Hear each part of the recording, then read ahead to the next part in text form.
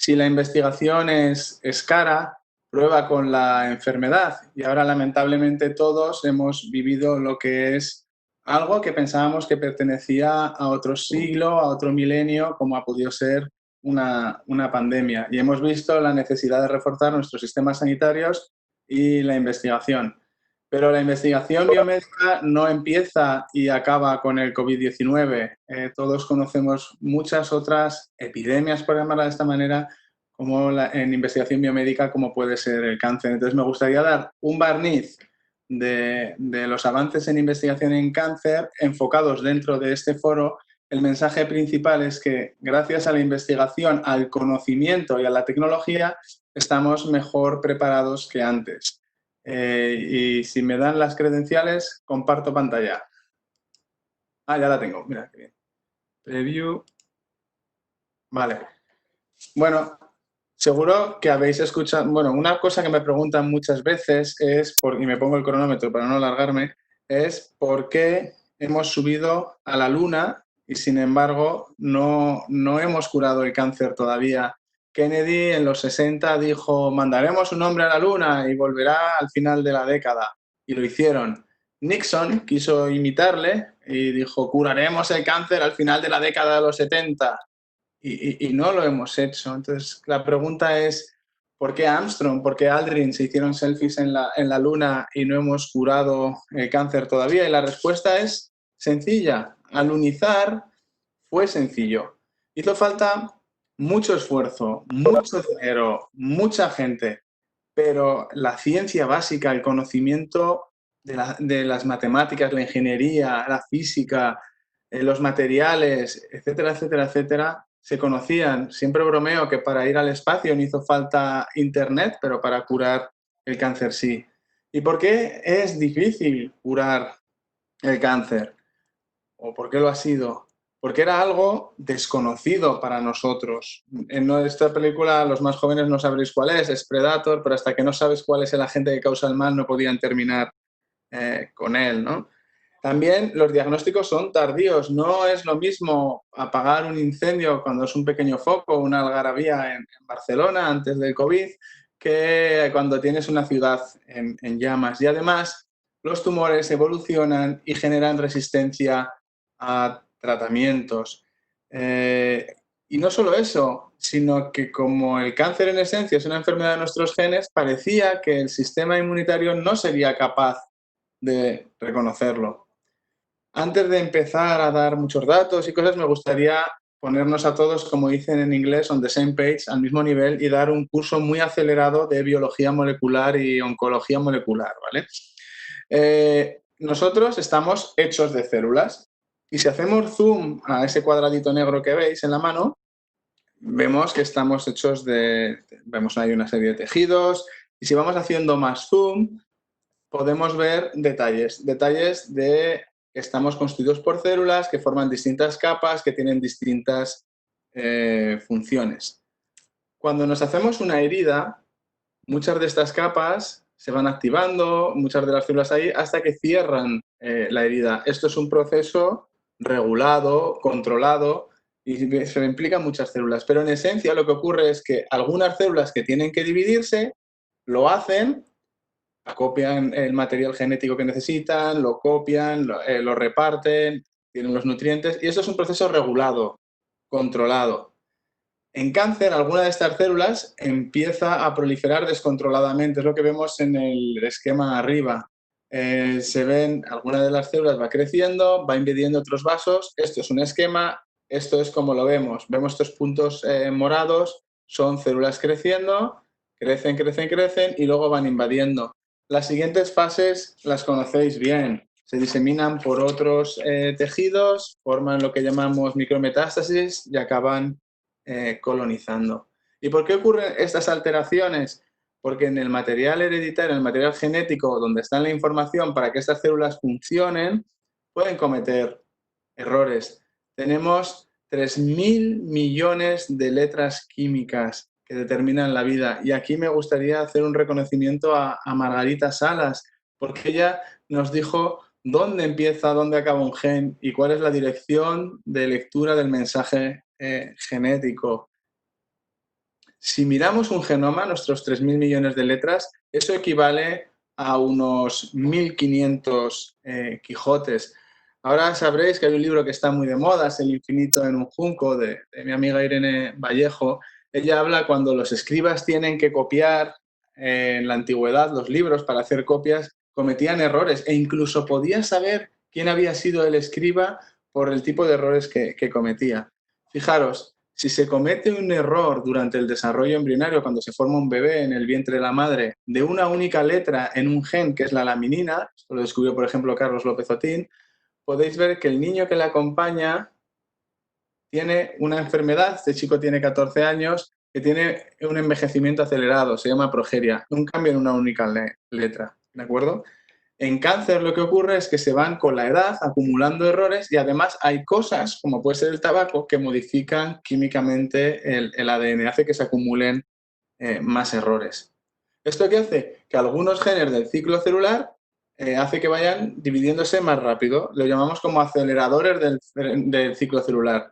Y también, si vemos una especie de modelo de coche, esos frenos, esas paradas stop para ver que todo está bien, se los saltan.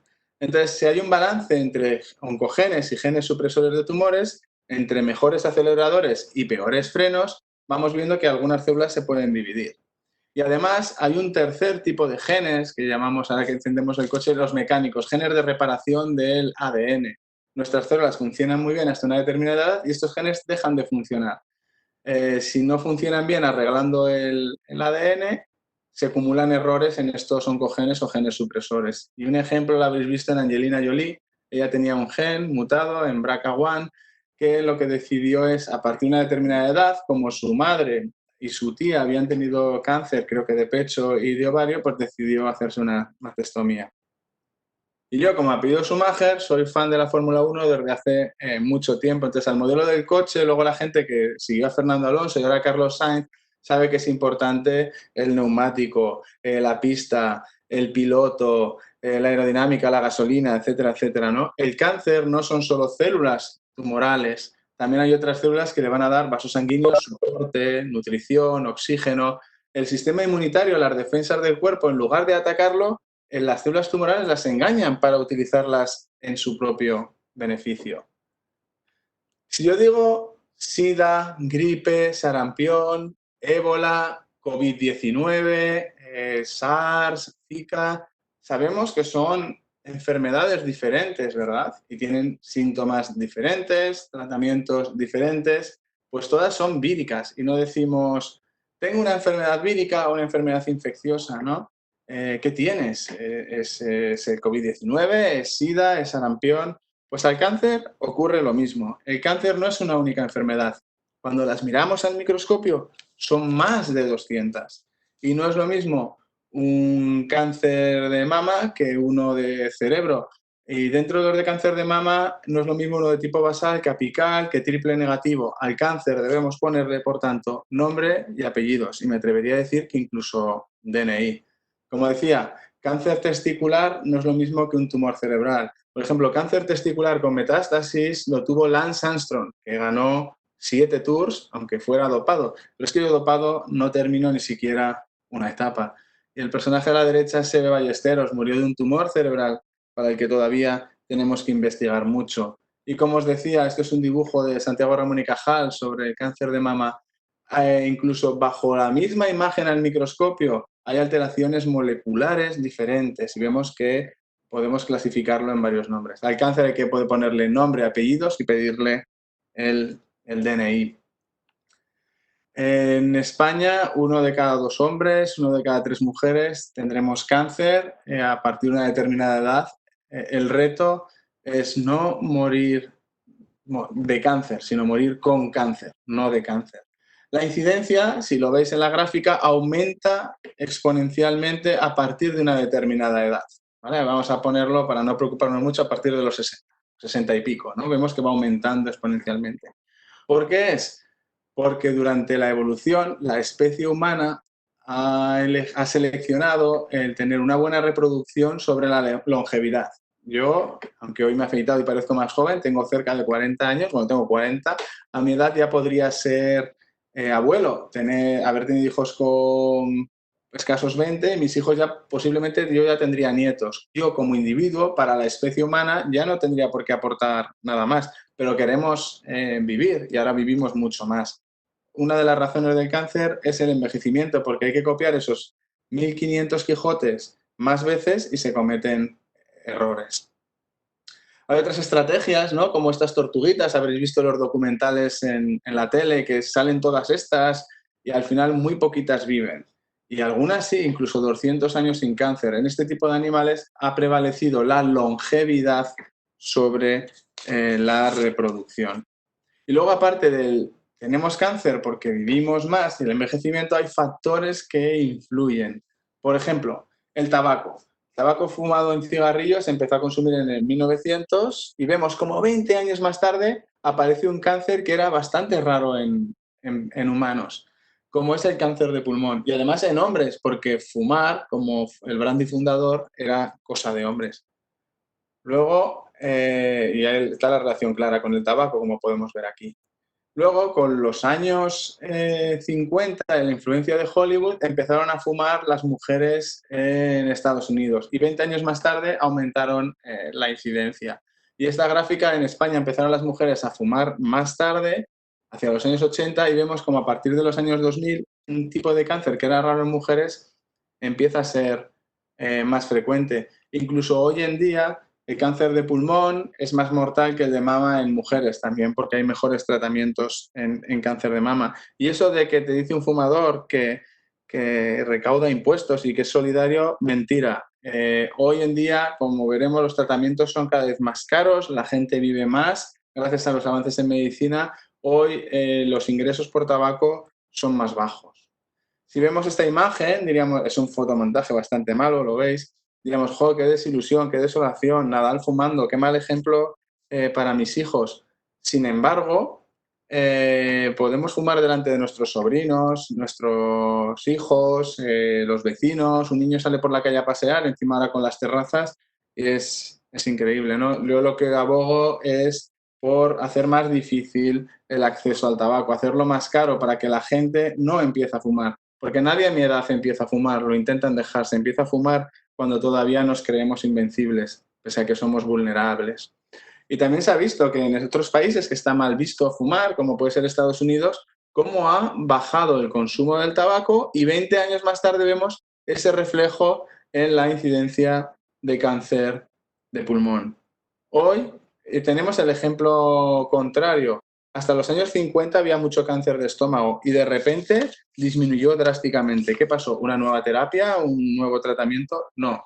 Los frigoríficos. La gente empezó a comer comida refrigerada conservada en el frigorífico en lugar de en salazón o ahumada. Y eso hizo que bajaran muchos tipos de cáncer y con el tabaco, por ejemplo, aparecieran otros. Más de la mitad de los tumores hoy en día se curan. Y se estima que para 2030, ¿vale? Ahora mismo hay 1,5 millones de supervivientes de cáncer en España, ha aumentado mucho desde los años 70. Se espera que para el 2030, gracias a la prevención, diagnóstico y tratamientos tempranos, más del 70% de los tumores se curarán. Y en algunos casos no será solo una supervivencia a 5 años, que es lo que vemos ahora, será una nueva vida libre de tumor, con cautela, con cuidado. Desde hace unos años sentimos que por fin ese conocimiento que hizo falta para ir a la Luna se ha adquirido también en el cáncer y que por fin podemos empezar a ganar batallas. Y os quiero contar un ejemplo que supuso un hito en la investigación, cómo a través del conocimiento se generaron nuevas terapias. Esto es un frotis de sangre de una persona normal, una gota de sangre mirada al microscopio si la pones en un cristal. Vemos, todos estos son glóbulos rojos que llevan oxígeno y aquí vemos unas células de las defensas. No hay que ser patólogo para ver que esto es diferente. Y esto, cuando lo mira un patólogo, te dice que es un tipo de cáncer de la sangre, una leucemia mieloide crónica. Bueno, pues en los años 50 esto era una sentencia de muerte. Incluso más tarde, en el año 95, murió el padre de mi amigo Daniel. En los años 50 tenías esto, no pruebes esto otro, no pruebes esto otro porque no funciona. En los años 60 se pudo hacer un cariotipo y aquí quiero decir que en gran parte fue gracias a Joe Hinchio. Joachim Chiu era un investigador que estaba trabajando aquí en Zaragoza, en el aula experimental Aula Dei, y colaborando con Albert Levin, determinaron que el número de cromosomas de la especie humana era 23 parejas, 46. Años 70, lo que se vio es que entre el 9 y el 22 se mejoró esta técnica, había algo raro. Años 80 avanza la biología molecular y lo que se ve es que un fragmento de este cromosoma se parte y se fusiona con otro fragmento de otro cromosoma. Se parte justo en dos genes y generan uno nuevo que tiene una supercapacidad de añadir grupos fosfato, bla, bla, bla, a otras proteínas. Da igual, detalles bioquímicos, pero que nos hicieron entender cómo se generaba este tipo de leucemia. Años 90 se empieza a hacer cristalografía de proteínas, se puede ver la forma que tiene para esta proteína de fusión y se ve este hueco que se puede bloquear con un fármaco rojo que se llama Glivec.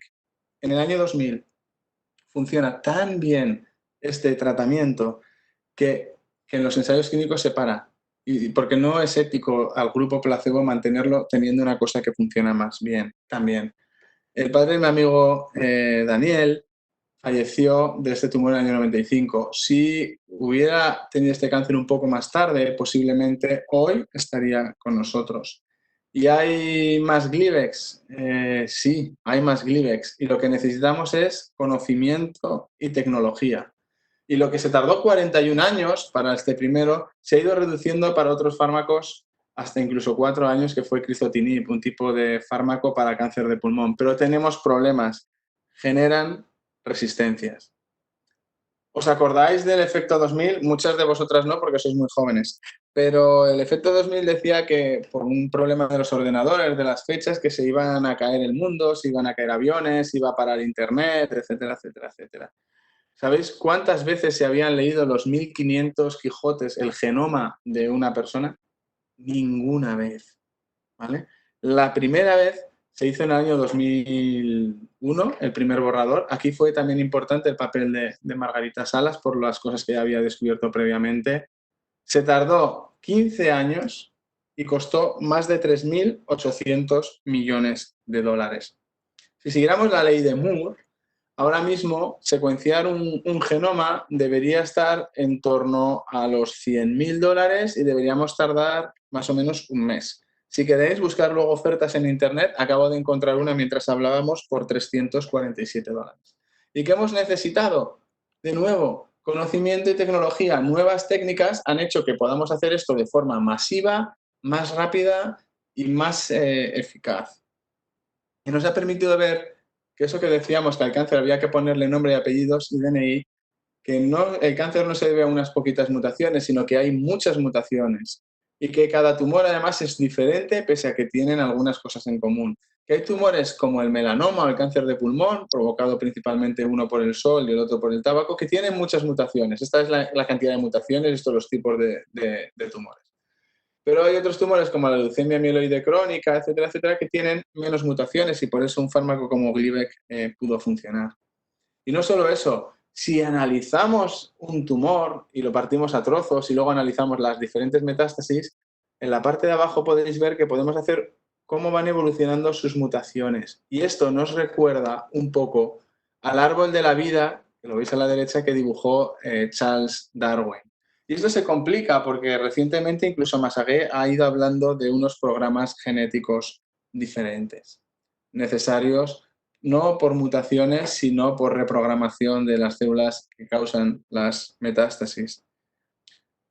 La tecnología de secuenciación del ADN ahora ha bajado tanto de precio y es tan sensible y que incluso podemos leer ADN liberado en la sangre de un tumor.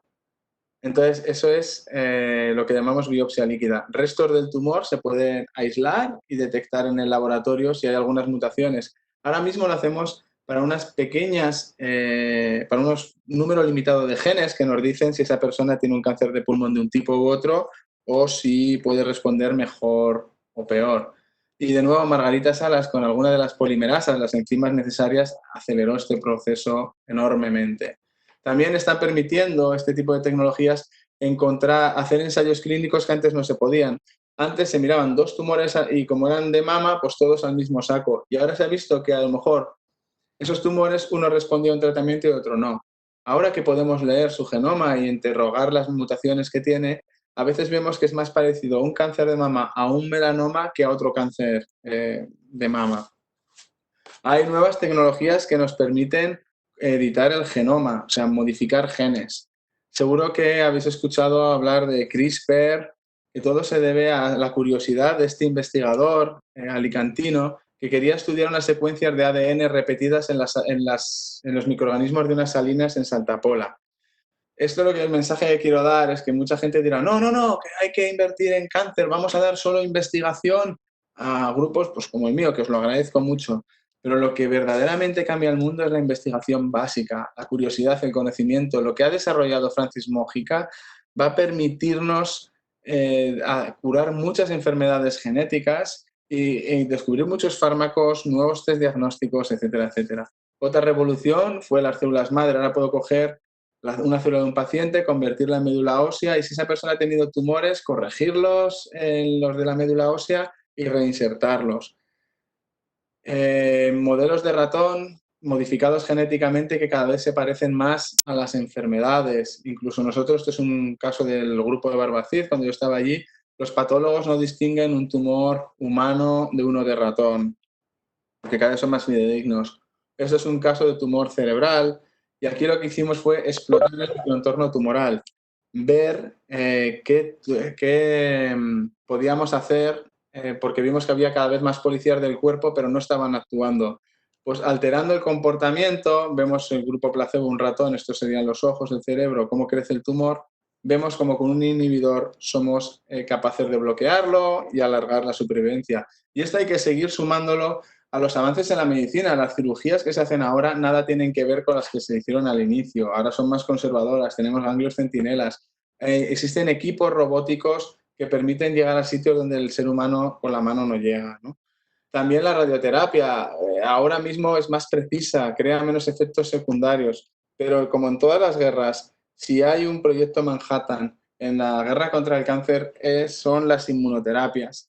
Algunas lo que hacen es eh, activar el sistema inmunitario para que ataquen a las células tumorales. Las células tumorales ponen en su superficie moléculas y les dicen, oye, oye, que soy de los tuyos, no me ataquen. Hemos aprendido cuáles son esas moléculas, mucho viene de la investigación en SIDA y se han podido hacer anticuerpos para bloquearlo, ¿no? Igual que ahora se habla de anticuerpos para bloquear COVID-19, pues en este caso es una proteína que se pega como un imán y le quitamos el pasaporte diplomático. Esto le valió el premio Nobel a Jim Allison y a Toko Honjo en 2008.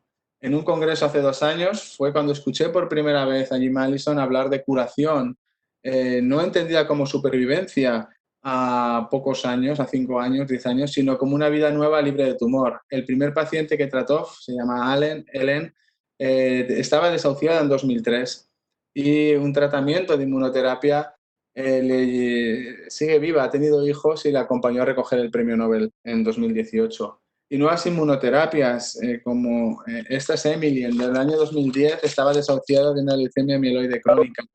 Lo que se hizo fue un novedosísimo tratamiento que consiste en coger células de las defensas, modificarlas en un tubo de ensayo para que sean capaces de reconocer algunas moléculas del tumor y avanzar. Este tratamiento se pinchó en 2012 cuando ya no tenía ninguna opción y desde entonces cada año va celebrando está bien. En 2015, creo que no, 2017 se aprobó esta terapia por primera vez en personas, haciendo de 2017 un año extraordinario en la lucha contra el cáncer. Pero vemos como esta es la del año pasado y ahora tiene que mandar la nueva como todos los meses de mayo. En España, pues claro, los países que investigan, mirar, Emily la recibió en 2012, aquí se aprobaron en 2018 en diciembre y el primer paciente en 2019. Los países que investigan son los primeros que utilizan las terapias que descubren, ¿de acuerdo? Entonces, ¿qué problema tiene esto? Que bueno, se le dio a un niño, pero esta terapia ahora mismo cuesta prácticamente 300.000 euros. Esto no es sostenible para los sistemas de salud. Igual con algunos casos de cáncer infantil se puede hacer, pero no con todos. Pocos hospitales están preparados, necesitan una infraestructura extraordinaria. Sin embargo, poco a poco vamos aprendiendo a instalar estas instalaciones, a manejarlas, a hacerlo más barato y se puede conseguir reducir este precio drásticamente, hasta 10 veces menos. Los equipos de Aragón aquí lo están haciendo Eva Gálvez, Julián Pardo y Carlota Calvo. Obama se dio cuenta de esto en 2015 y duplicó los fondos de investigación en cáncer para llegar a lo que llegaríamos en 2025 en 2020. ¿De acuerdo? El genoma costó 3.800 millones de dólares, pero al cabo de 10, 12 años había generado 310.000 euros, 310.000 puestos de trabajo y multiplicado por 200 el retorno. Eso de manera obscena, hablando solo de dinero, sin pensar en las vidas que se habrán salvado, los nuevos diagnósticos, tratamientos, etc. Espero haberos convencido de que investigar es rentable, que mirar al microscopio no es suficiente y que ahora mirando distintas características moleculares, cada uno de estos son genes, podemos establecer diferentes supervivencias. Nos dice más la información molecular del tumor y no solo podemos mirar mutaciones o qué genes están encendidos o apagados, también muchas otras cosas clínicas. Y esto lo que hace es que si ahora mismo esta Spili viene a hacer unos tratamientos porque le han diagnosticado un tumor, se pueden ir haciendo incluso copias de ese tumor en ratones para ver cómo van funcionando. Si alguno responde, vemos que aquí este tratamiento ha respondido, aquí no, se le administra Pili, se van teniendo muchos datos, todo esto se mete con superordenadores como Watson de IBM y esto lo que estamos consiguiendo es que Pili, que hoy en día tendría mal pronóstico, posiblemente analizando patrones moleculares en un ordenador como el del que estoy hablando, le puede proporcionar un fármaco nuevo. E incluso es posible que este fármaco lleguemos a él gracias a un simple análisis de sangre. Yo estoy convencido que dentro de unos años nos darán con la empresa un análisis de sangre en el que miraremos 20, 30, 40 mutaciones que nos cubrirá un gran espectro de tumores e iremos a diagnosticarlos pronto. Porque si un tumor se diagnostica pronto, es más económico curarlo, pero además es más eficaz y alarga la vida, evitas efectos secundarios y va mejor en este aspecto. Espero haberos convencido de que la investigación de hoy es la medicina de mañana y esto era lo que os quería contar.